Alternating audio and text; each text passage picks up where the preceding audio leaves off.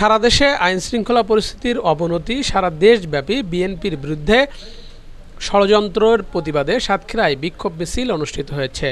বৃহস্পতিবার বিকালে সাতক্ষীরা জেলা যুবদলের আয়োজনে শহরের হাটের মোড় থেকে একটি বিক্ষোভ মিছিল বের হয়ে গুরুত্বপূর্ণ সড়ক প্রদক্ষিণ করে শেষ হয়।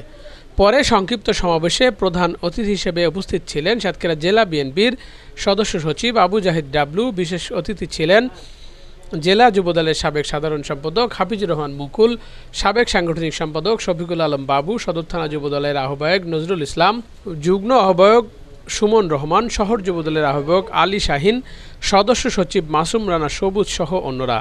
বক্তারা বিএনপির বিরুদ্ধে সকল ষড়যন্ত্র রুখে দিতে সকল নেতাকর্মীদের ঐক্যবদ্ধ থাকার আহ্বান জানান।